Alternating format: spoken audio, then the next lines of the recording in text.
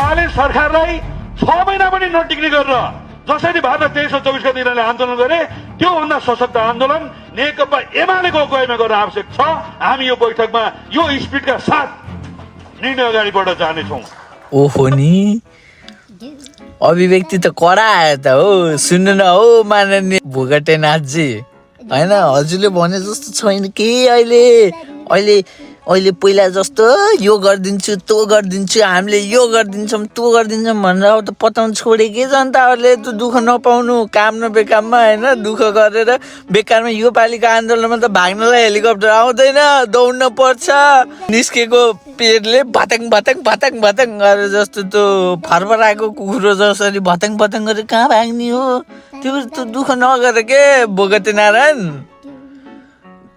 बेकारमा होइन यो गरिदिन्छु त्यो गरिदिन्छु अब त 6 महिनामा सरकार हालिदिन्छु ढाल्यो तिम्रो घरको केराको खम्बा के अरे फ्याँक होइन फक्लाको ढाल्नलाई नचेन कुरामा कहाँबाट आउँछ कि यो भोगटेजी हजुरलाई होइन कहाँबाट आउँछ कि यत्रो के भन्छ साहस।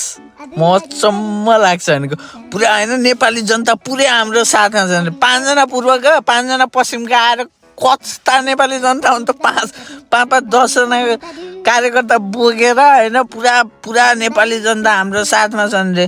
तिम्रो साथमा त कसम चाहिँ तिम्रो घरको बाहिर उभिने फाल्तु कुकुर पनि छैन क्या भोगटे।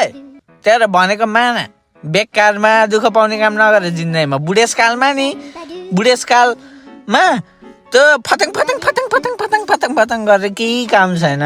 गाली खाने काम मात्र गरेर केही काम छैन। बरु यसो पुण्यको काम गरेर के 2-4 जनाले यसो आशीर्वाद दियो भने पनि जिन्दगी राम्रो जान्छ। पछि माथि गएपछि नि भगवान्ले नि भन्नुहुन्छ ओहो जति बिग्रे पनि पछि त राम्रै काम गरिरहेछ भन्ने त हुन्छ।